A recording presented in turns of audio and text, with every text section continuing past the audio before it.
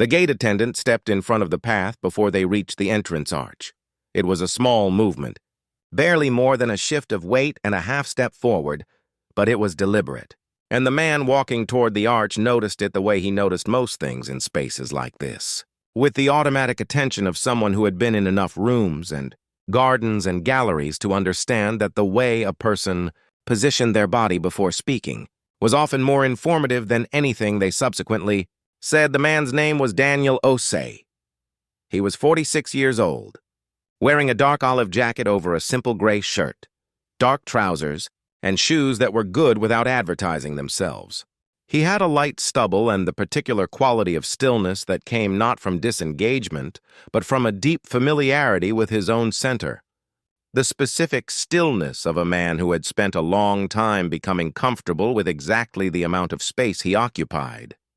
Beside him, holding his hand with the relaxed ease of a child who trusted where she was being taken, was his 9-year-old daughter, Adaeze, who went by Ada and who was wearing a rust-colored jacket over dark jeans and carrying a sketchbook she had brought from the car because she had decided, without being told and without asking for permission, that a sculpture garden was a place that required a sketchbook. She had been drawing since she could hold a pencil, and she had the specific quality of attention that good artists had. The quality of looking at things not as they appeared, but as they were made. The Callaway Sculpture Garden occupied 4 acres on the northern edge of the city's Park District, a private garden that was open to members and invited guests on Saturdays and Sundays between April and October. It had been established 11 years ago as a permanent home for large-scale outdoor sculpture, and it currently housed 37 pieces by 22 artists from 14 countries, all of it acquired over the course of a decade through a foundation called the Osei Arts Trust. The gate attendant did not know this. She had been in her position for 7 months, and her knowledge of the garden's history was functional rather than deep. She knew the access protocols and the event calendar and the names of the permanent staff she worked alongside. She knew that today was a members-only Saturday, and that the guest list was the document in her hand, and that her job was to match arrivals to entries. Her name was Brooke, and she was 23 years old. And she was doing her job with the conscientious attention of someone who took protocols seriously. She said, "Good morning. Are you members or guests of a member today?" Daniel said, "We're visiting independently." "My name is Daniel Osei." Brooke looked at her list. She looked at it with the focused attention of someone who expected to find a name and was giving it the proper time. Then she looked up. "I'm not seeing that name on today's guest list," she said. "The garden is members only on Saturdays. Do you have a membership card?" Daniel said, "I don't carry a membership card. I'm the founding trustee of the Osei Arts Trust. This garden operates under the Trust's endowment." Brooke looked at him. Something moved through her expression, not quite uncertainty and not quite discomfort, but the specific quality of a person whose internal category system has been handed something that doesn't fit cleanly into any of its existing containers. She said, "I'm not familiar with that in the context of our access protocols. Our records show members, approved guests, and staff. Do you appear under any of those categories?" Daniel said, "Under the founding trustee category, which predates the access protocols you're working from."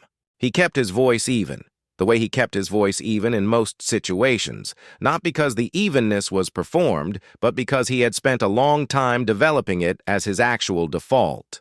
"Could you call your site manager?" Brooke said, "Of course." She stepped to one side and made a call on her phone. She spoke in a low voice and listened, and spoke again and listened longer, and her expression during the listening moved through a sequence that was visible even at the distance she had created between herself and Daniel. Ada had been looking at the entrance arch while this was happening.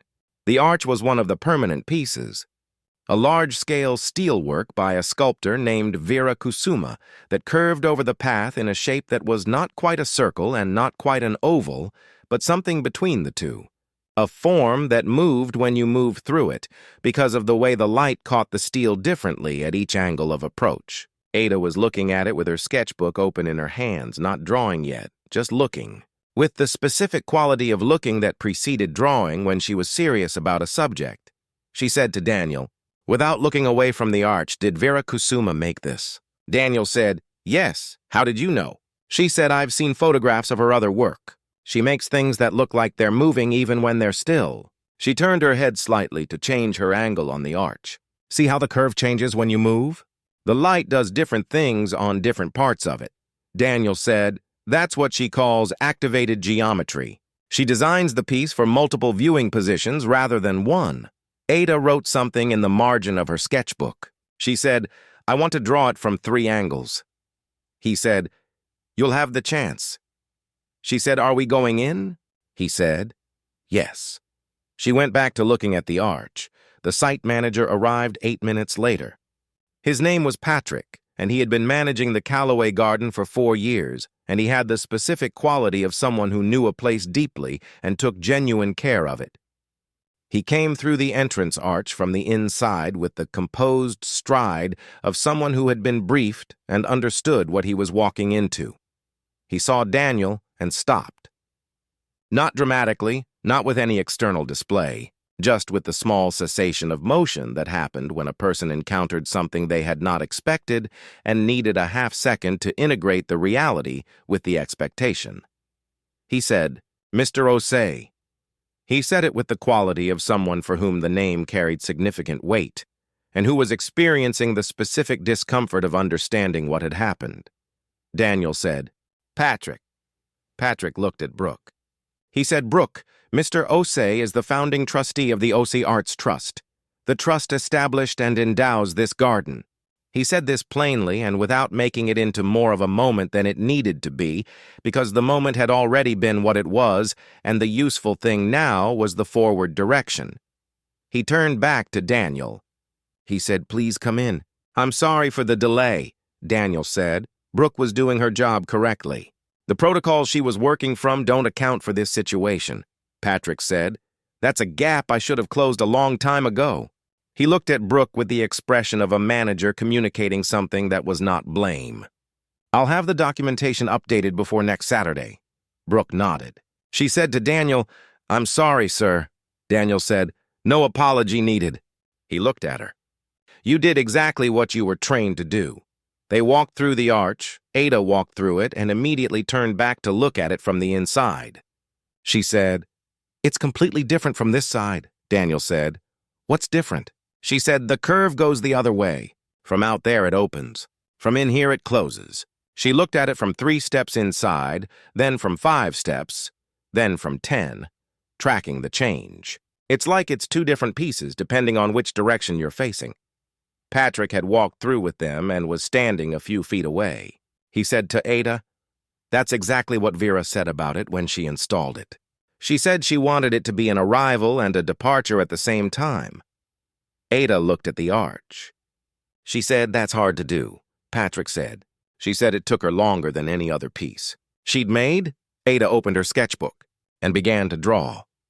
Daniel stood beside his daughter and watched her start the first of the 3 drawings she had planned and looked at the garden beyond them. He had not been here in 6 months.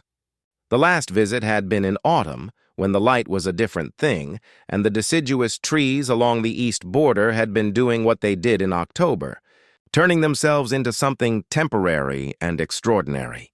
Now it was late spring and the garden was in a different register entirely. Fuller and greener, and the sculptures standing in a different relationship to their surroundings than they did in the stripped-back months.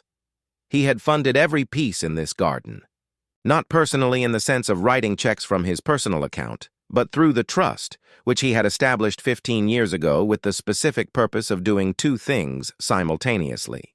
The first was acquiring and preserving work by artists whose practice deserved a permanent home and an audience.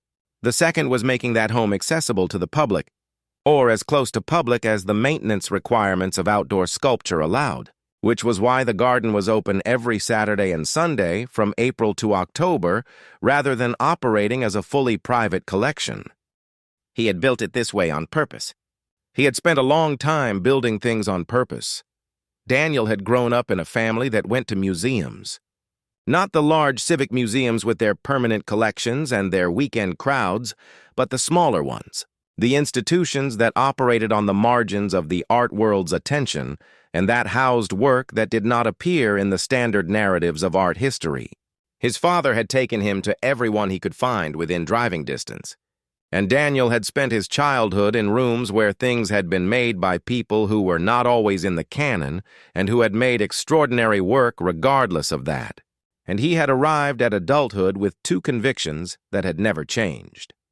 The first was that work of genuine quality existed well outside the places that were officially designated to recognize it. The second was that the experience of being in the presence of great work was one of the most important things a person could have, and that the access to that experience should not depend on knowing the right people or belonging to the right institutions. The Osei Arts Trust was his attempt to act on both convictions at the same time, and the Callaway Garden was the most complete expression of that attempt. 4 acres where the work was permanent and the access was as open as the practical constraints allowed, and the sculptures were big enough that a 9-year-old with a sketchbook could stand in front of them and understand something real about what it meant to make something. Ada had finished her first drawing of the arch. She showed it to him. She had captured the curve from the outside angle, the opening quality of it, and she had done it in a single continuous line that moved across the page with the specific confidence of someone who had drawn enough to know when the hand should move without the mind interfering. He said, "That's very good." She said, "The second angle is harder. From inside it closes and the line wants to go in a different direction." He said, "What does that mean for how you draw it?" She said, "I have to decide whether I'm drawing what I see or what the piece is doing. They're different things." Daniel looked at his daughter. He said, "What's the difference?" She said, "What I see is the curve as it appears from this position. What the piece is doing is making me feel like I'm leaving even though I just arrived." She thought about it. "If I draw what I see, I get a shape. If I draw what it's doing, I get something closer to the truth of it." Daniel said, "Which are you going to draw?" She said, "Both. Then I'll see which one is more honest." He said, "Good answer." She went to find the second angle. He walked with her. They moved through the garden at Ada's pace, which was the pace of someone who had decided that each piece deserved the time it required and that moving faster was a form of disrespect to both the work and yourself. Daniel walked beside her and said things when she asked questions and said nothing when she didn't, which was most of the time, because Ada processed best in silence, and he had learned early that the most useful thing he could do while she was looking was be present without interrupting. The fourth piece they reached was a large bronze by a sculptor named James Kweku, a vertical form approximately 4 meters high that appeared from a distance to be entirely abstract but revealed. As you approached, a sequence of human figures embedded in its surface, compressed and partial, visible only at close range and from specific angles. Ada saw the figures at about 3 meters of distance and stopped walking. She said, "There are people in it," Daniel said. "Yes," she said. "You can't see them from far away," he said. "That was deliberate." She said, "Why?" He said, "James said he wanted the piece to reward proximity. From a distance, it's an abstract form, which is one kind of beauty. Close up, it's something else, something more personal." He said most things in the world work that way. They looked like one thing from a distance and revealed something more complex when you got close enough. Ada looked at the bronze from 3 meters, then from 1 meter, then from close enough that she had to tilt her head back to see the full height of it. She said, "He's right." She opened her sketchbook. Patrick had been walking with them at a respectful distance, present but not intrusive the way a good guide was present, available if needed and invisible if not. He came forward now and stood beside Daniel. He said quietly, "I want to speak with you about this morning, if I may." Daniel said, "Of course." Patrick said, "What happened at the entrance was a failure of documentation on my part. The founding trustee's access should have been in the protocol from the beginning. The fact that it wasn't is an oversight that I should have caught long before today." Daniel said, "How long have you been here?" Patrick said, 4 years. Daniel said, "And this is the first time I've come without arranging it in advance?" Patrick said, "Yes."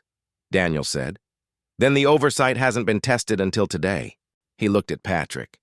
"That doesn't make it not an oversight, but it means the consequence was today rather than something earlier."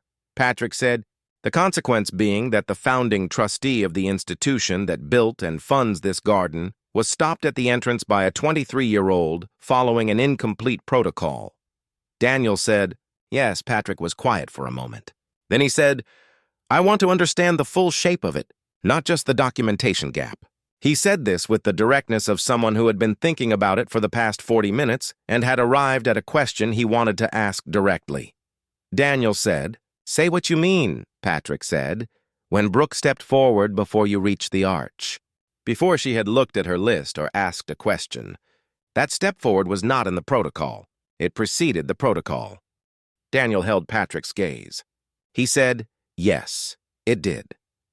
Patrick said, I watched the entrance camera footage while I was waiting to come out. He said this without drama. I want you to know that I saw it and I'm not going to pretend I didn't. Daniel said, what are you going to do with what you saw? Patrick said, I'm going to have a conversation with Brooke that is not about the documentation gap. The documentation gap is a separate conversation. I'm going to have a conversation with her about what she saw when she saw you coming and what she decided before she had any information. He paused. And I'm going to have that conversation in a way that is honest about what I think happened without making it into an accusation. Because she's 23 years old and she's been here 7 months, and I believe she is capable of understanding it if it's put to her correctly. Daniel said, that's the right approach, Patrick said. I also want to revisit the access and orientation protocols for all entry staff, not just the documentation, the whole framework. What this garden is, who it's for, what assumptions are not compatible with its purpose. Daniel said, what is its purpose? Patrick said, I'll tell you what I think it is and you tell me if I'm right. He said it without deference, as a genuine offer of a test. He said, this garden exists to put people in the presence of work that deserves to be seen. All people. The access restrictions exist for conservation reasons, not for selectivity reasons. The fact that it's members only on weekends is a practical necessity, not a statement about who the work is for. Daniel looked at him. He said, that's right, Patrick said. Then the entry protocol needs to reflect that. The question the entry staff ask should not be structured in a way that starts from exclusion and works toward inclusion. It should start from welcome and work toward confirmation. Daniel said, how do you change that? Patrick said, you change the first question. Instead of asking whether someone is a member or a guest, you ask how you can help them experience the garden today. The information you need comes out the same way, but the starting position is different. Daniel was quiet for a moment. He said, that's a better protocol. Patrick said, I'm going to implement it. Daniel said, good. They stood for a moment in the garden with James Kweku's bronze visible ahead of them and Ada standing close to it with her sketchbook. They stood in the particular silence of two people who had said real things and were letting them settle. Patrick said, one more thing. Daniel said, yes, Patrick said. I've been the site manager here for 4 years and I've cared about this place and the work in it from the first week. He said this without performance, just as a statement of fact. I want you to know that. Daniel said, I know that. That's why you're still here. Patrick looked at him. He said, you visited before. Without arranging it. Daniel said, 3 times. In 3 years.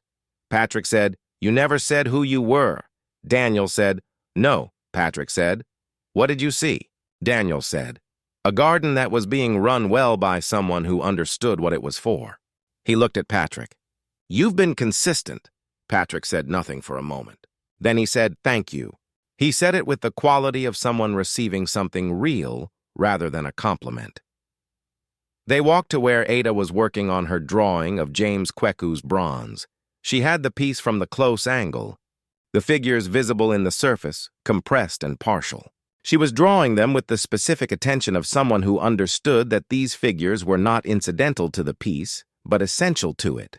That the compression and partiality was not a limitation, but a statement about how people appeared within large forms and how much you had to approach something to see what was actually in it. She said, without looking up, some of the figures look like they're trying to get out. Some of them look like they chose to be in there, Daniel said. Which do you think Kweku intended? Ada said, I think he intended both. I think that's the point. She kept drawing. Some things you're inside because you were put there. Some things you're inside because you move toward them. From the outside, you can't always tell which is which. Patrick had heard this. He looked at Daniel with the expression of a person who had just encountered something from a 9-year-old that was going to stay with him. Daniel said, quietly, "She thinks about things." Patrick said, "I can see that." They spent 3 more hours in the garden. Ada drew 7 pieces in total, each one from at least 2 angles, sometimes 3. She drew with the economy of someone who had learned that drawing was not about getting everything down, but about understanding what you were looking at well enough to make a decision about what to include. She drew the Vera Kusuma arch from both sides. She drew James Kweku's bronze from close and from far. She drew a ceramic installation by a Korean artist named Park Ji-soo that consisted of 47 individual ceramic forms arranged in a field, formation that changed its apparent shape depending on where you stood in relation to it. She looked at it for a long time before drawing it, and then she drew it 4 times from 4 positions and compared the 4 drawings with the expression of someone who was learning something from the comparison. She said, "The same thing looks like different things, depending on where you are." Daniel said yes. She said, "So the drawing of it depends on where you were when you drew it, not just what it looks like, where you were." He said yes. She said, "That seems important for more things than drawing." He said, "It is." She looked at the 4 drawings. She said, "I want to learn more about ceramics." He said, "We can make that happen." She said, "And I want to come back here in the summer." He said, "We'll come back in the summer." She said, "And autumn. The light will be different." He said, "It will be very different." She looked at her drawings. She said, "I want to see the same pieces in different light, to draw them again and see what changes." Daniel looked at his daughter, 9 years old with a sketchbook full of drawings and a settled plan for returning to look at the same things in different conditions, and felt something that was not quite pride and not quite love, but contained both of them and extended beyond both of them into a territory that had no efficient name. He said, "Then that's what we'll do." They walked out through the Vera Kusuma arch as the afternoon light shifted toward the west. Ada walked through it and turned back immediately the way she had in the morning. She said, "It's still doing it." He said, "What?" She said, "Feeling like a departure even though I haven't left yet." She looked at the arch from inside. "It knows you're going," Daniel said. "How does a steel arch know something?" Ada said, "It doesn't know. It's been made in a way that makes you feel it. Those are different things." She looked at the arch from the inside angle. The maker knew.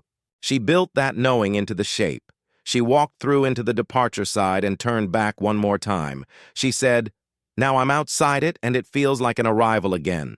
The same arch, 2 feelings, depending on which side you're on. Daniel walked through and stood beside her on the outside. They both looked back at the arch from the outside. He said, "Which side do you prefer?" Ada thought about it honestly, the way she thought about most things. She said, "I prefer the inside, even though it feels like leaving. Because from the inside you can see both sides at once. You can see where you came from and where you're going at the same time." She opened her sketchbook. She started the 3rd and final drawing of the arch, the one from the outside, the arrival angle. Daniel stood beside her in the late afternoon light and watched her draw and thought about the inside of the arch and about seeing where you came from and where you were going at the same time, and about the 9-year-old who had just articulated that as the better position, not despite the feeling of leaving, but because of it. He had built the garden because he believed that great work deserved a permanent home and an audience. He had built it quietly, through a trust named after his daughter, without his name above the gate or in the press releases or in any place where a stranger would easily find it. He had built it because his father had taken him to rooms where extraordinary things existed, outside the canon, and he had arrived at adulthood believing that access to extraordinary things should not depend on knowing the right people. He was standing at the gate of the garden he had built, on the outside of an arch he had funded, watching his daughter draw it for the 3rd time because 3 times was what it required to understand it properly. Brooke was still at the gate. She had processed arrivals and departures for the past 4 hours with the conscientious attention she had brought to the beginning of the day.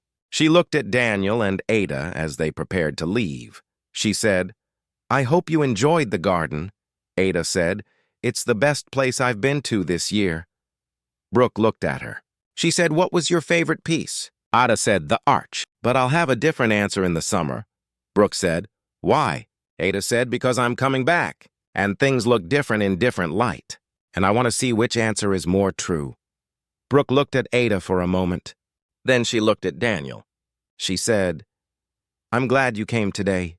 Daniel said, "We'll be back." He meant it in the way he meant most things, as a statement of fact rather than a reassurance. They would be back. Ada would draw the same pieces in different light and arrive at different drawings and compare them and learn something from the comparison that she could not have learned any other way. He had been building things for 20 years that required return visits to understand. The garden was one of them. The trust was one of them.